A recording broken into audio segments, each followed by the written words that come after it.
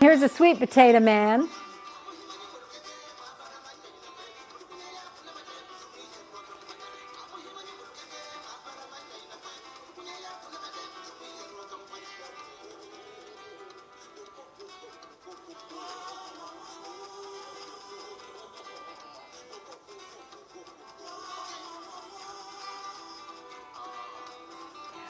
Well, most of the thing, I mean, they're selling mostly food. That's the root. That's manioc root. That's the staple. Now, isn't that beautiful? Carmen Miranda. Peanuts and this kind of root. These are like, this is snack food. The dentist, the Cuban dentist told me they have beautiful teeth because they're always like, you know, they're not eating lots of pasta and stuff, and they chew on these roots, and it cleans the teeth. And she really praised how well, you know, how beautiful their teeth were because of their diet and their snacks. Boiled eggs are often one of the things that are being sold on the street. These are kitchenwares, wooden spoons and colanders, peanut candy.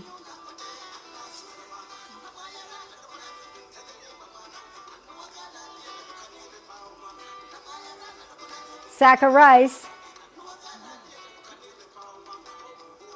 Strong necks and good posture.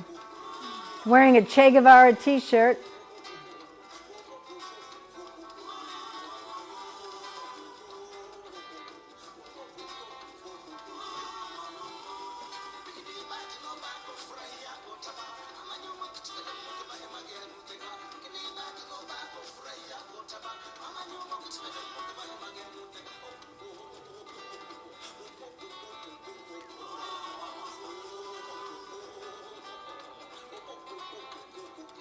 There's those tree shadows I was telling you about.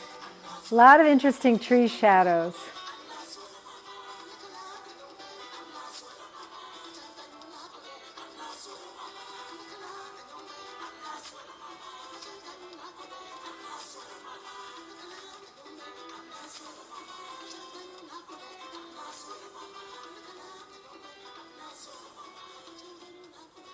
That's a rock. And trash, a basket full of trash. Easy chair on your head?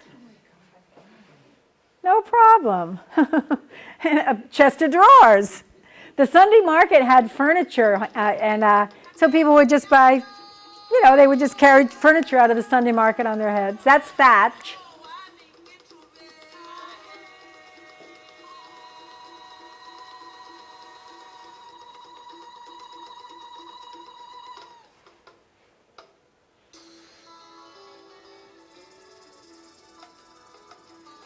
Looks like fried fish of some sort with some hot sauce. They make a hot sauce called piri piri from cayenne, I guess. It's sort of a red chili pepper.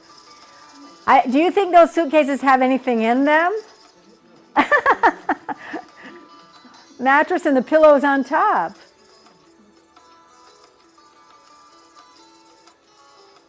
I was lucky to shoot down from a roof, so I got a lot of good aerial shots of this. These, I call it headwear instead of hardware, headwear. And what's interesting, he's having a smoke with his buddy there, and it never takes a shoe off his head. I mean, it's just part of, you know, it's just part of second nature. I love it. It was this truly interesting place.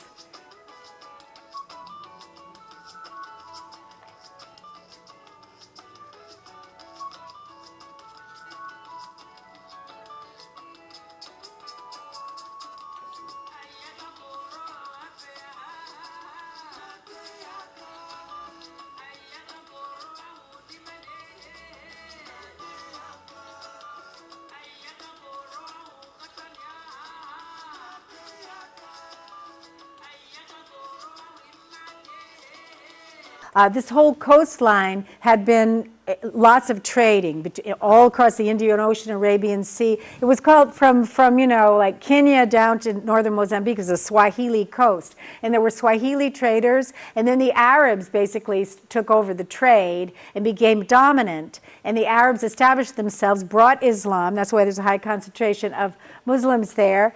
And so basically this next folder is, I call it Marketing and Street Life. It shows several markets, vendors, and also just people in the streets, some silhouettes and shadows.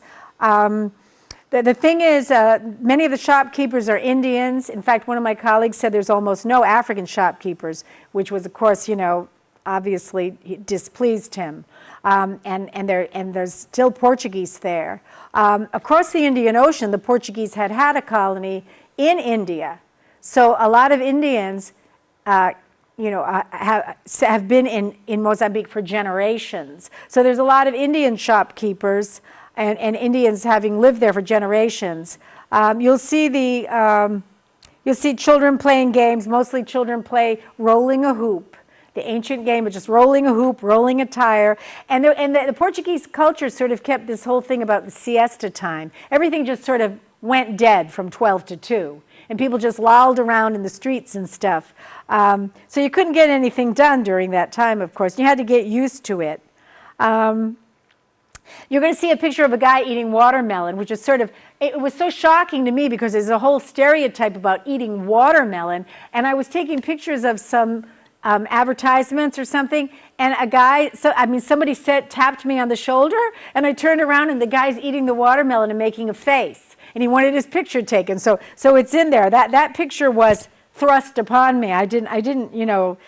He made me take that picture, but very suddenly. There's another picture of a guy making a funny face. It was the same situation. He saw me and then suddenly tapped me on the shoulder, turned around, he's making this goofy face at me. So I took a picture of him. You'll also see a Maasai, which is a tribal person from Tanzania. They came down to sell their sandals that they make. And then there's a guy, I just want to show you this guy that was, well, just for the first few.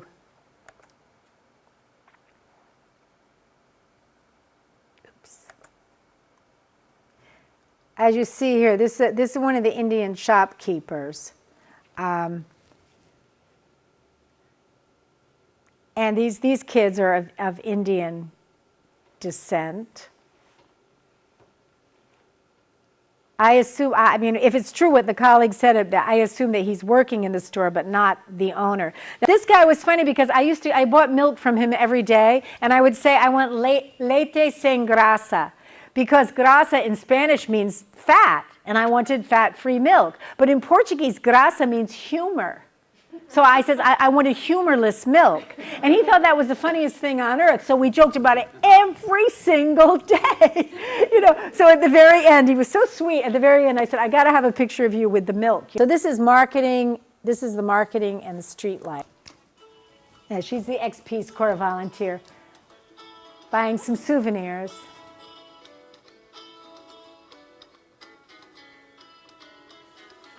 A lot of used clothing. People would just walk around in the streets peddling clothing.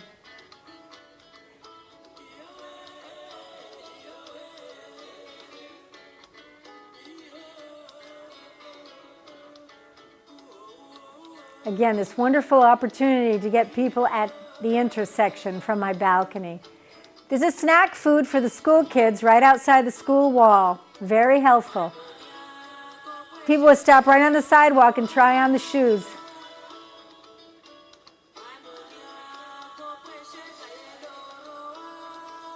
Spices. They're sold in little packets on that big wheel, and this guy is sealing the packets of spices with the flame. More shoes to buy. Tobacco. These are the plastic bag boys at the Central Market. They sell you the bags. And he's a plastic bag boy at the market. Here's another one who jumped in front of my camera.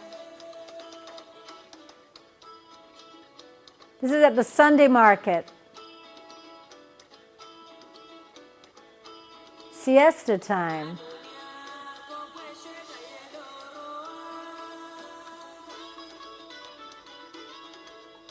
That's my papaya lady. I always bought papayas from her at the market.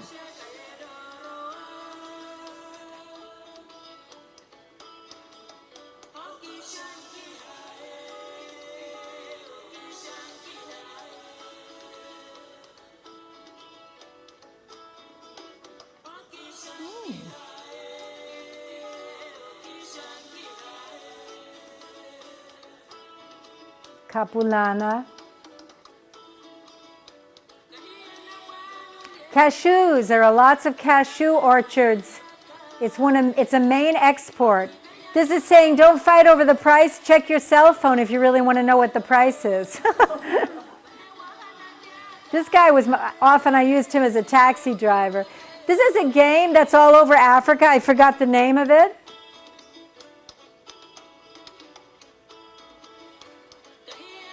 Doll's almost, I guess the doll's bigger than her. This was City Day. The city is only 22 years old, which I found kind of amazing. It's not very old.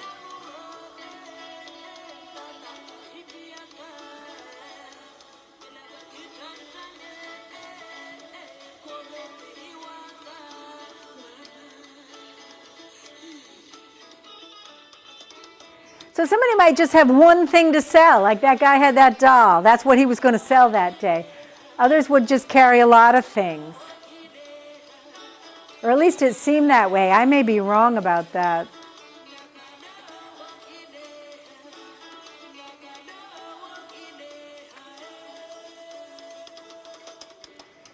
It's nice to be able to rest with your tomatoes. Or with your oranges. Or you're roasting corn.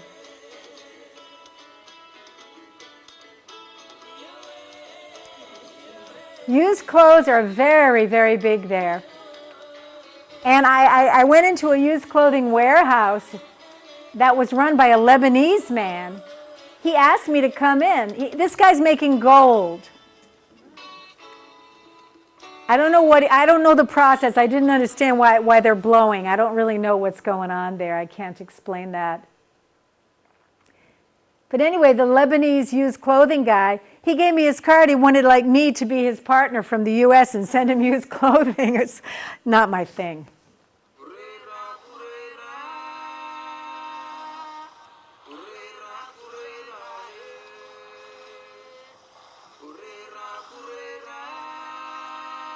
That's a guy. Funny face.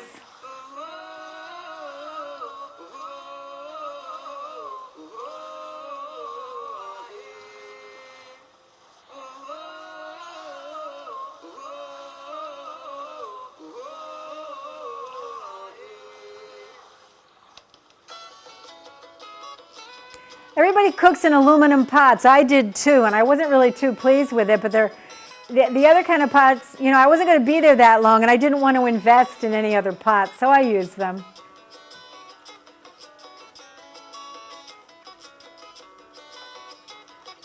Very relaxed atmosphere on the streets, you know, especially from 12 to 2. There's the watermelon man.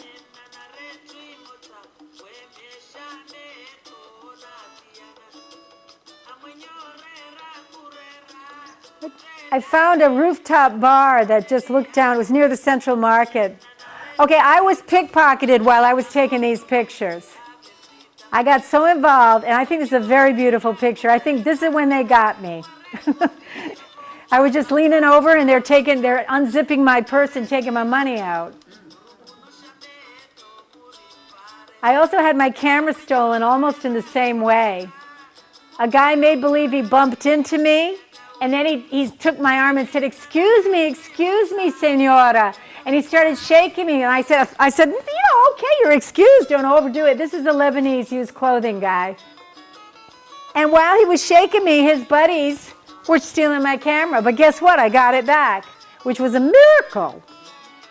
Because an undercover cop was watching, and he ran after these guys and got it back. And it wasn't even hurt. It was a miracle. No one ever gets back a stolen camera. I mean, it's so unlikely.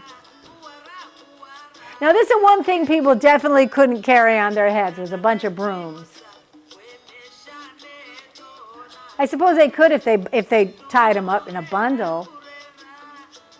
Lots of food was sold on the street, but I never ate the street food. It wasn't really advisable for me. And I got to tell you, it's one of the few countries I've ever been in where I did not get food poisoning. Okay, now, would you think that you don't need to carry pillows on your head, right? Of course not. They're so light, and they're kind of, look at that. They don't carry it on their heads, but these guys do.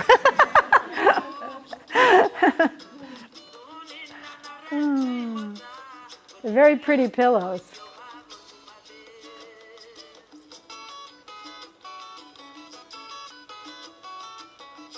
This is dried fish.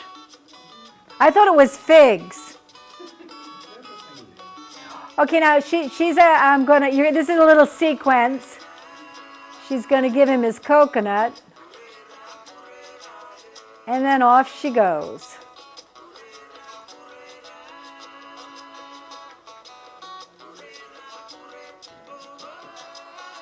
Looks like a top. That's the Maasai from Tanzania, the sandals they're selling. You can see his scarification on his cheeks and also his earring hole.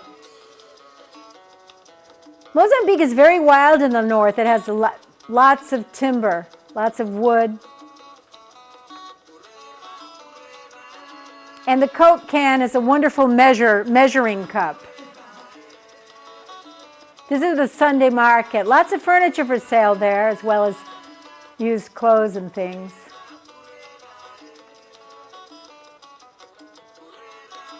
I became fascinated with shadows, including my own.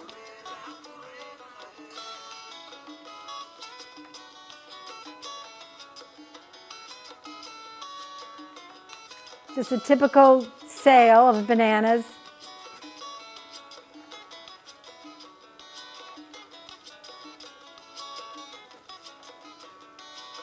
So she would sit there all day on the street corner, which didn't seem very pleasant with traffic going by. However, it was not a city with heavy traffic. It was a very pleasant city to walk in many respects. You see, those are the mortars that they pound the manioc root in to make their staple food, which is called shima. They also pound sweet potato. That's shima in the bowl. I don't believe that's made from manioc root. That might be made from the sweet potato because it's a darker color.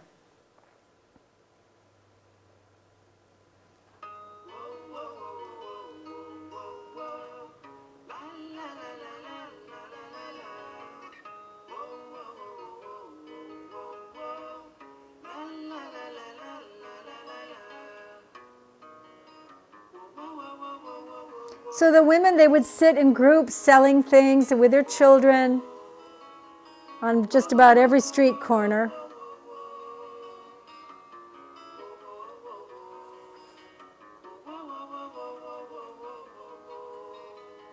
Almost looks like she's praying in Muslim style there.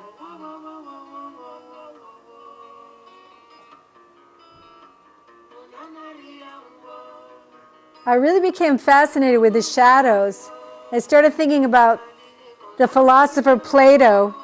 He would say, when he had this thing called the allegory of the cave, he asked, what is the truth, the real thing or the shadow it casts? I started thinking that way because there were so many beautiful shadows. And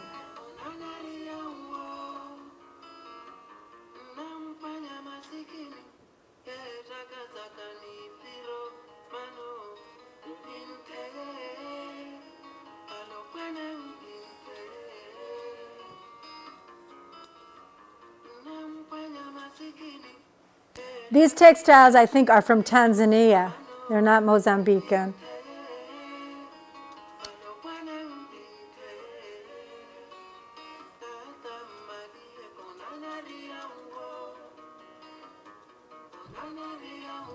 I was there for Christmas.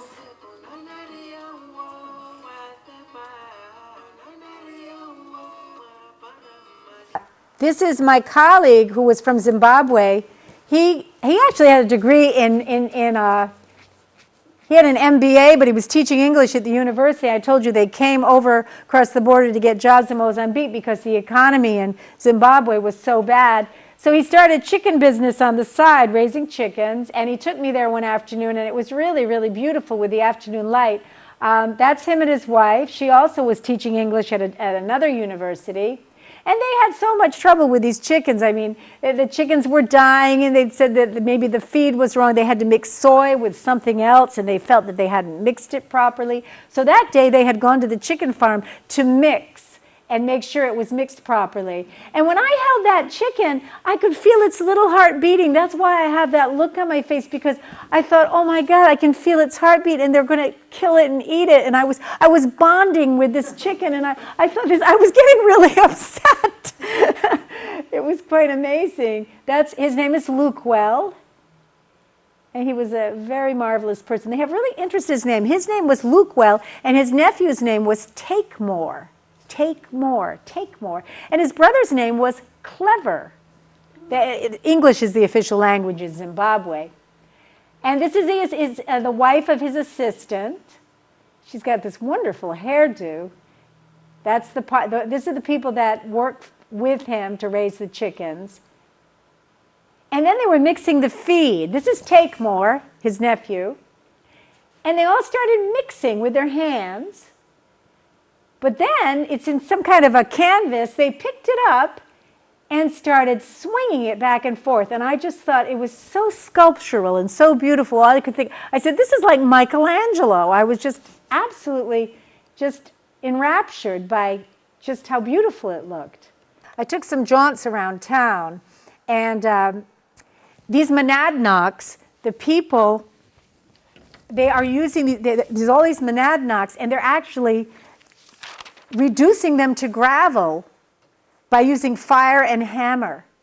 They've set a fire on the monadnock until the rock gets hot, and then they can break it with a hammer. They break it into big chunks, then they take another hammer and break it into little chunks. It's a gravel business. So they're literally taking down the mountains and turning them into gravel.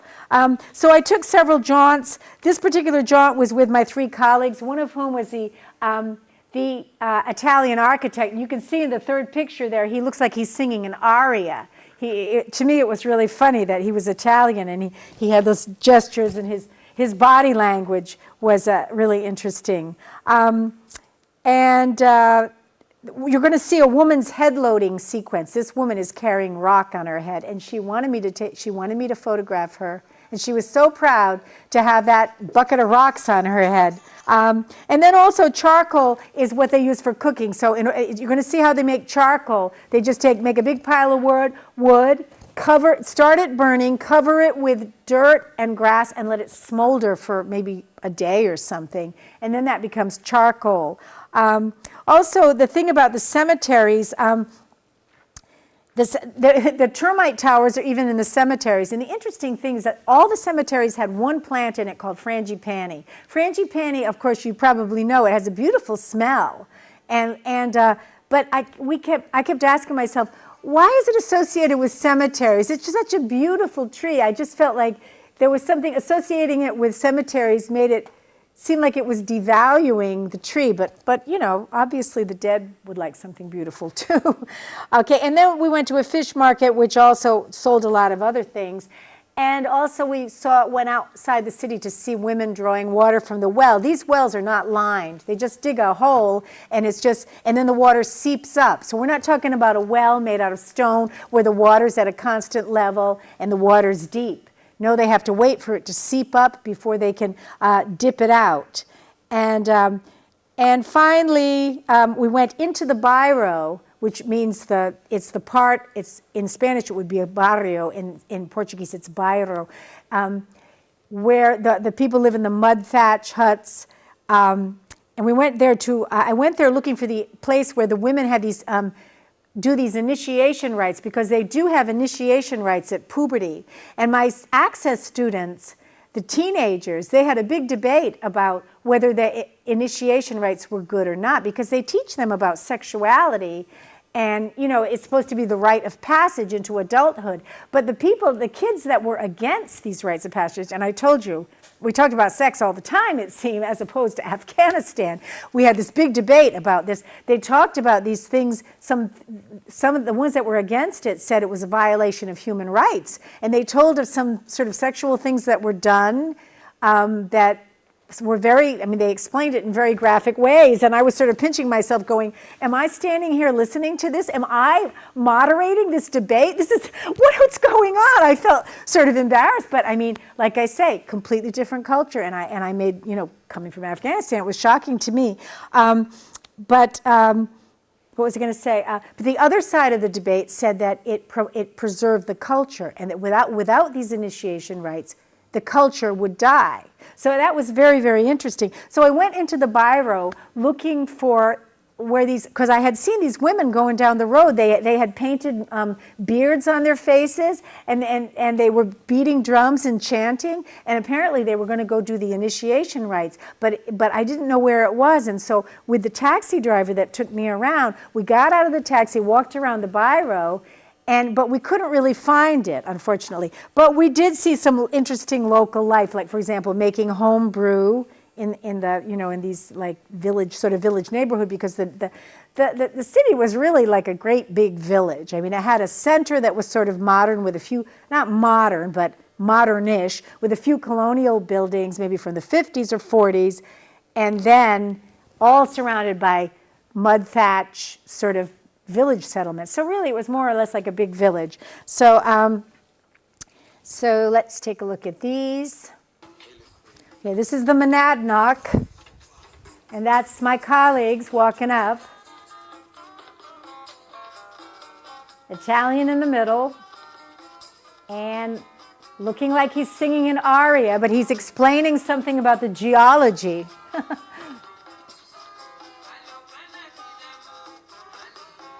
Now that day, okay, here comes my rock-breaking lady who asked me to photograph her.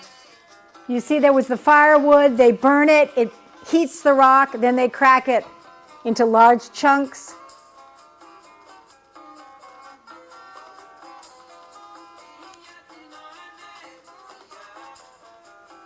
And as hard as that job is, she was very proud.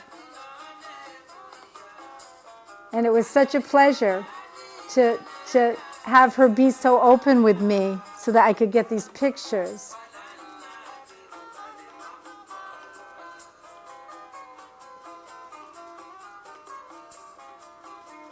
A papaya break. That's the charcoal. And this guy's making the charcoal. So there it's covered over with the dirt. It's already smoldering. And it will continue, I guess, I don't know how long, 24 hours or more. That's a fact I should know. This is dried fish. Sort of looks like pieces of rubber. Thatch.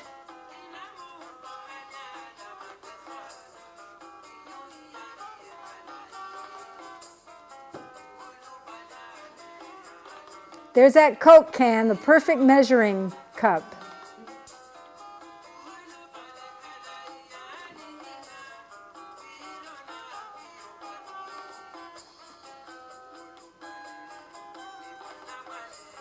Bringing the thatch to the thatch market. Locally made gin, Papa's water, Agua do Papa. There's a termite tower in the cemetery. Just can't, this is a Muslim cemetery. Star in the crescent moon. This guy worked in the cemetery, the Muslim cemetery. So they make these ladles just by cutting up a jerry can. And there's the well.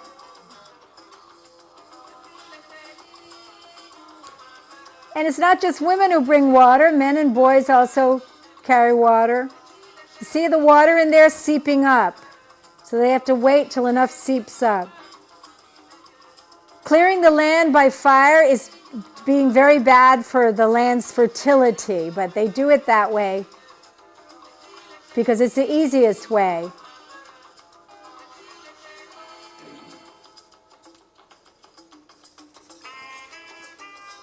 Washing clothes in the river. Okay, now look at that attitude. Isn't that great? These guys are drinking homemade brew.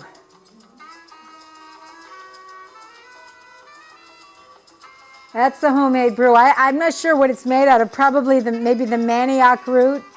And there's a couple of customers. I think they were really surprised to see me there. That's probably Shima, the staple food. It's sort of like it looks like cream of wheat. And it has the same texture. I ate it quite often.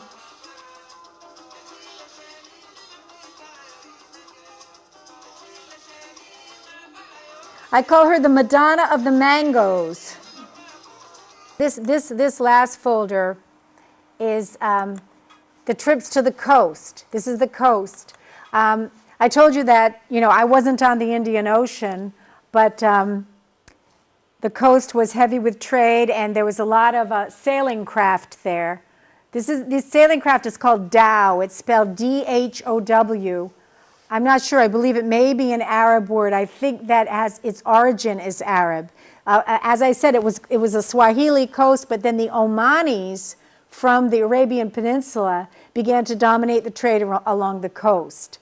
And this island called Ilha, which was the first Portuguese capital and is a World Heritage Site, was first dominated by was not first, but was dominated by the Arabs when the Portuguese arrived and took it away from them. So let me just see if there's anything else I want to say. So it's a wonderful bay. On this side is the island of Mozambique, Ilha, and I was both, and on this side is a place called Moçaril. So there's fishermen, shell fishing, and that sort of thing. But we took a dhow. The dhow serves as a ferry, and we took the dhow across the bay to the island. And I swear, being in that dhow, in that sailboat, was one of the most peaceful and beautiful experiences in my life. I felt like I wanted to take a long journey in one of these craft. But they have capsized and people drown. There's no life preservers or anything like that. Even recently this year while I was there, people had drowned in this area. So this is going to be the Indian Ocean. This is a baobab tree, very common in Africa. They can be so big you can live inside the trunk. It certainly was a pleasure to get to the coast, but I only went maybe 3 times, maybe, no, 4 times.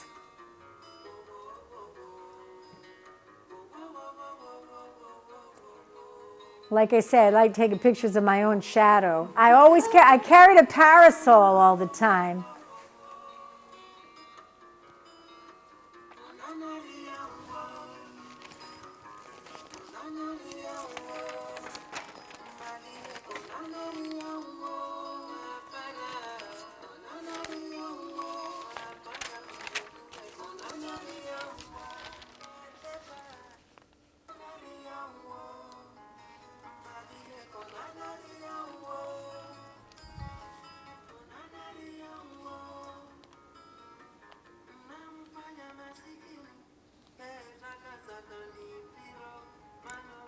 The women were waiting for the water to come at the well.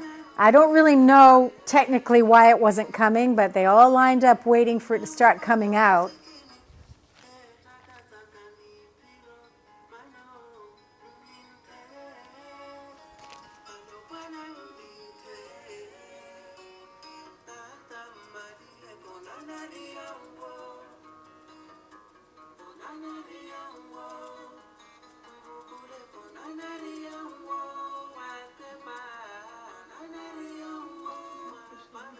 Jellyfish, of course. Primarily they fish with nets. And then, of course, some shell fishing like this. I'm not sure. I didn't get close enough. This is like taken with my zoom. I assume, what, clams or something? Don't know. I thought it was very interesting how people did not squat and bend their knees. They just leaned over with the leg perfectly straight. It's a very, very sculpturally beautiful position. So this is in Mozambique.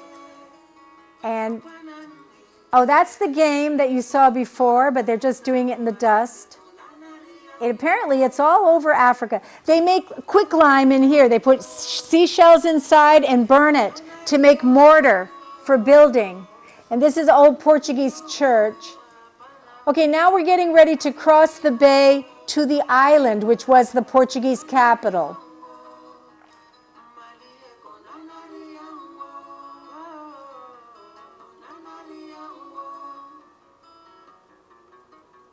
That's the captain.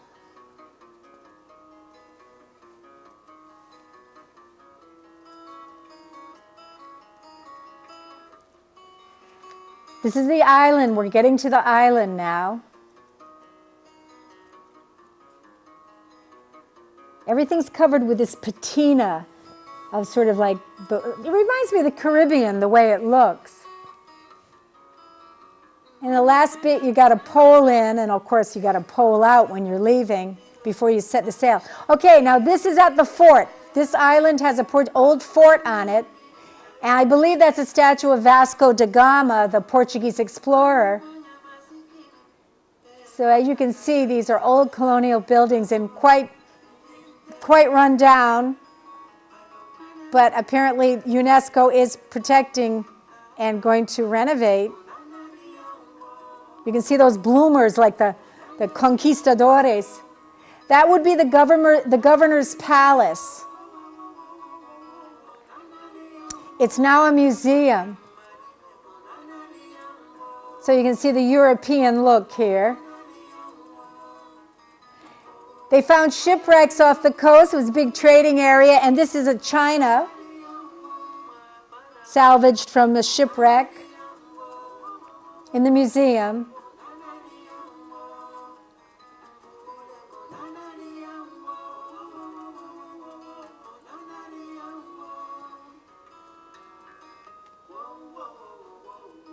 Now, a lot of the island is divided between the reed town and the stone town. That they call the colonial part the stone town, and the reed town is where the immigrants, not immigrants from another country, but people, oh, okay, these kids at the full moon, they beat a drum to scare away evil spirits. And they were beating a drum.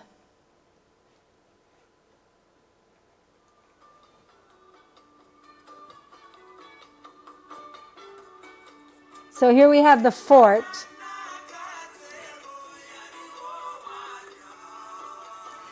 Praise the Lord and pass the ammunition. I assume they shot out of that hole.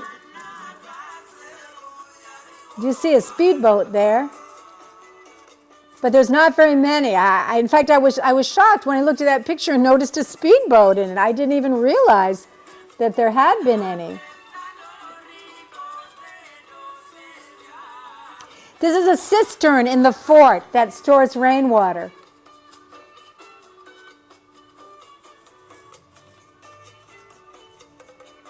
And of course, they kept slaves in the fort, the Portuguese.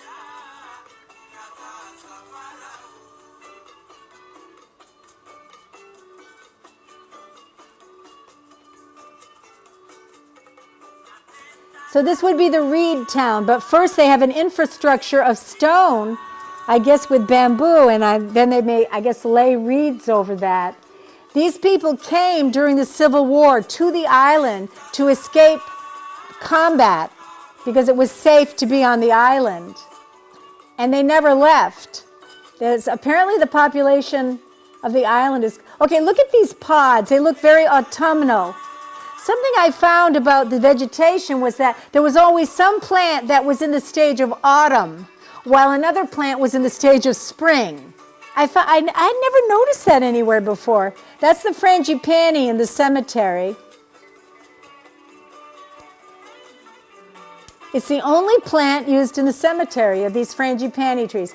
This is a grave of somebody who drowned, a gravestone of a drowning victim.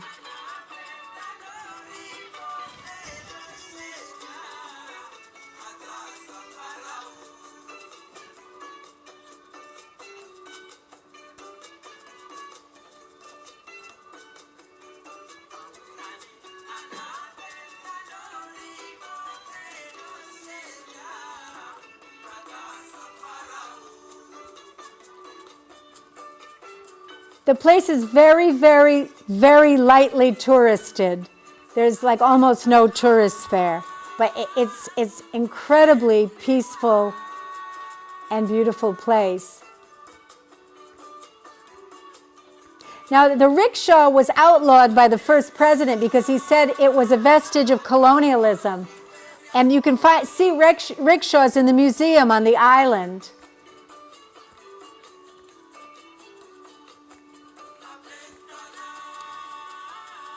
But that enterprising woman somehow has gotten a rickshaw and is riding it around the island.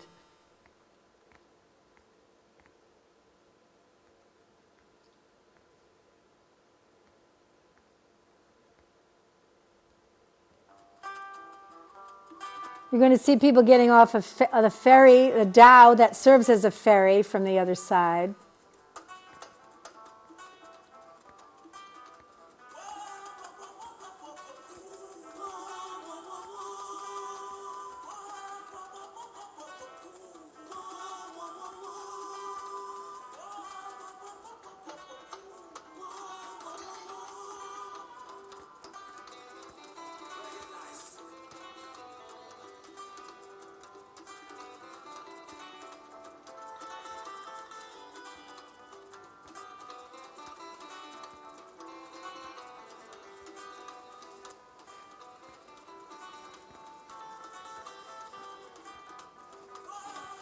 A makeshift sail.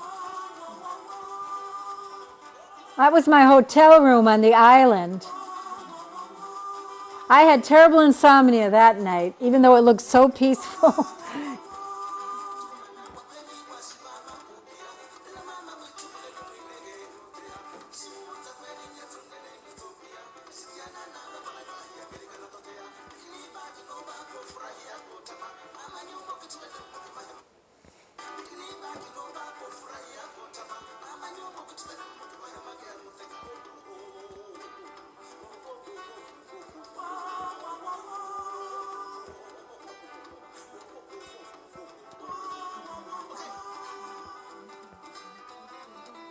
These guys are selling cashews at the side of the road. They flag down the cars.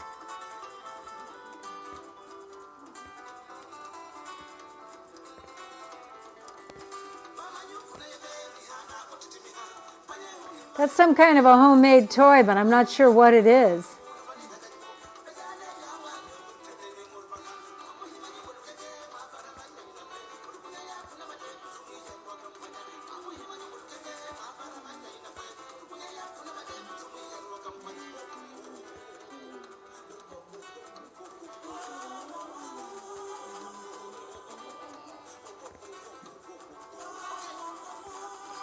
As I said, I didn't see anybody fishing with poles. It all seems to be done with nets. And look at the thing, they tie these like kind of cut in half rubber thongs in the back. I guess that floats the net.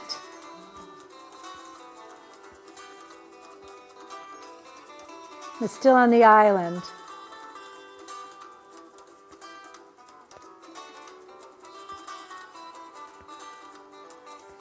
He looks spruced up and very, he looked like he just got washed up and put in fresh clothes.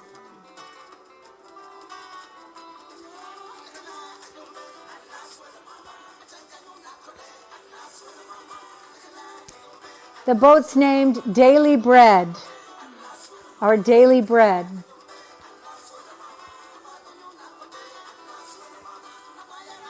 They're going to go to church in a few minutes.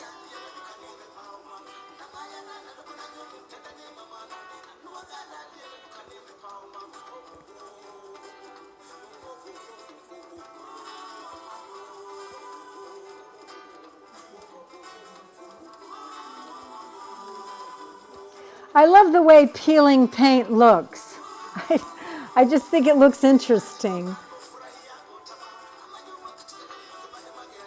And I think water stains and water damages are artistic looking. Not good for buildings, of course, but the patterns to me are very pretty.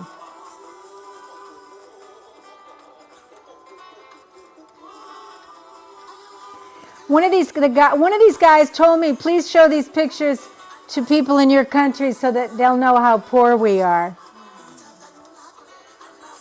and how hard our life is.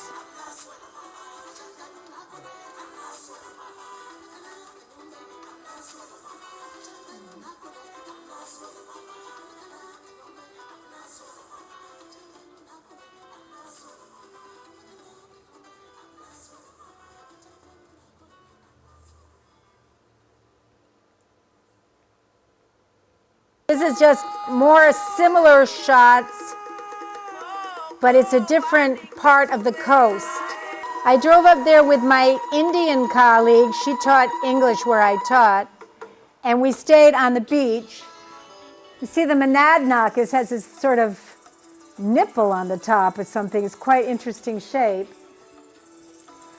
So we stayed on the beach and just watch the fisher folk.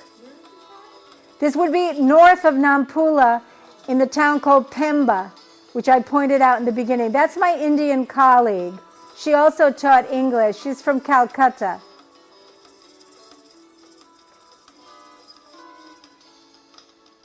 And it was certainly nice to be out of Nampula and near the water. I went swimming one day, and I was really a star attraction. People were laughing at me a lot. A lot of people thought I was very funny. So I started kicking around and splashing, and I was laughing just as hard as they were. It was fun. Now, when they bring in the net, they have to stand in a long line, and everybody's pulling on the rope. You'll see it. Some of these are called outrigger boats because they've got these little things built on the outside that keeps it from tipping over. But some of them are also just like peanut shells. They look very, very unstable, and they're about the size just big enough to get your body in and stretch out your legs. You can see the supports on the side, but this one has none. And you can see how tiny it is.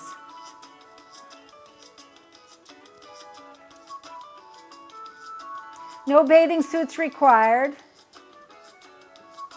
It's funny, it was something I was going to mention. These guys are pulling in a net. And there was a fancy hotel there. We did not stay there, but we went and checked it out. It's very, very beautiful. She's pounding manioc. The girls are doing these domestic things from a very early age. Okay, now we're going to another town called Nakala. He's my colleague, and we went there, and they're trying to make it into a big deep water port. So giant like freighter boats are coming in. Watch him load straight from his head. His head is a loading dock. But so they're making this a deep water port. So there's big freighters there alongside ancient sailing dhows. So it's like the modern meets the ancient, and it's a very stark contrast. The other thing is a very rich politician is building a pleasure palace right in view. Oh, this is siesta time, as you can see. Sleep right in your boat.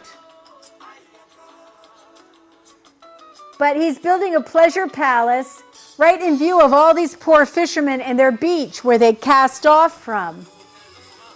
And you're going to see the construction of this pleasure palace in a second. There it is. Sort of looks like something out of Disneyland. And frankly, I don't know, I just think of all the coastline they've got, 1,500 miles of coastline, why did he have to pick that spot? I can't quite understand it. Unless he just, because these are like poor people just vending snack foods and stuff. But he built it right, his pleasure palace, right there in view of that.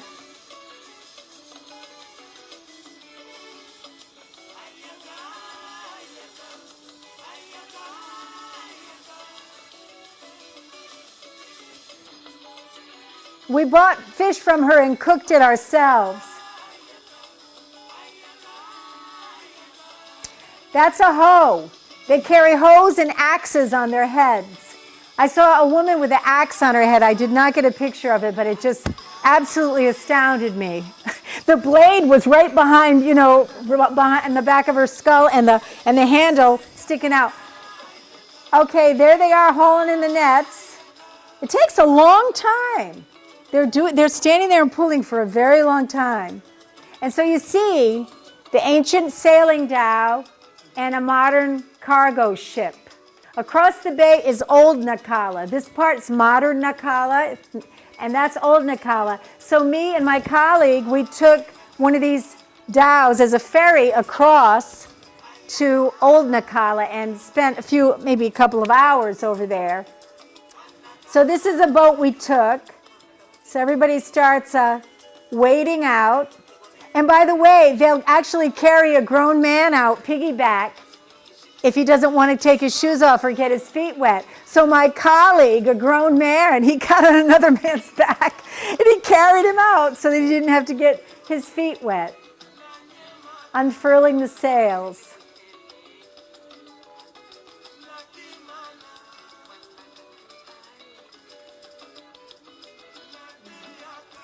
What I thought is that these people, they were working all the time, but when they get on that dhow and just get under sail, there's no power, and they can do nothing else but sit on the boat. It's one of the few times I think people daydream and relax. Now, of course, they're arriving.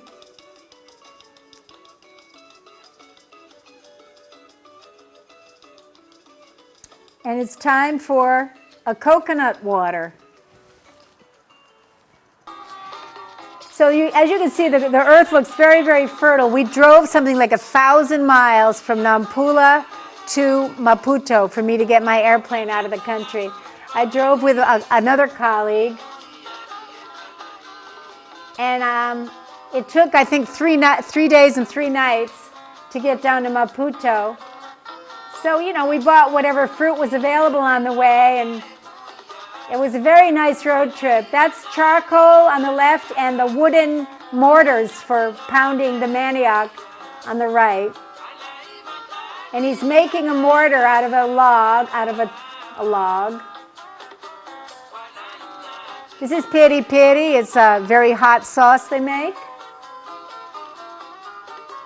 Nice driving through the countryside. There's so many people on the road selling so many things.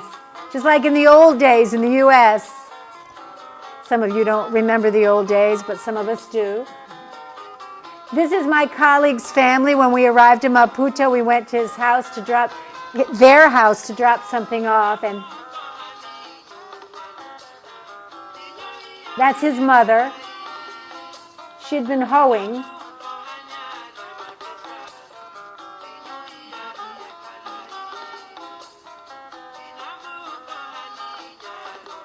And that's goodbye to Mozambique. Thank you. And I'm so sorry it took so long. If anybody wants to ask one quick question at all.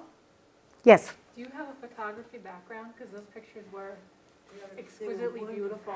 I have to tell you, I have no technical photography background whatsoever. I took a photojournalism class one year by accident in Arizona because I thought I was taking a basic photography course. And when I got in there, I was a photojournalism. So I learned some of the principles of photojournalism, and I loved that course. But I don't have any real background. But I made a point of taking zillions of pictures when I was there because I felt like the pictures tell the story, and that it also involves me in the life, you know. It also can uninvolve you in a sense because you're being an observer. But I talked to people and people were friendly, and it, you know, I just loved that it connected me with people. Yeah. So, okay. Well, any other questions? That was too long for Liam. Well, thank you. And I want to say to the television, people are going to watch this on TV, we're going to put my email address at the end of the credits because I really would like any feedback or anything because in all my past shows, I never put my email on there, and I kept wishing that I could get some feedback from viewers. So thank you very much.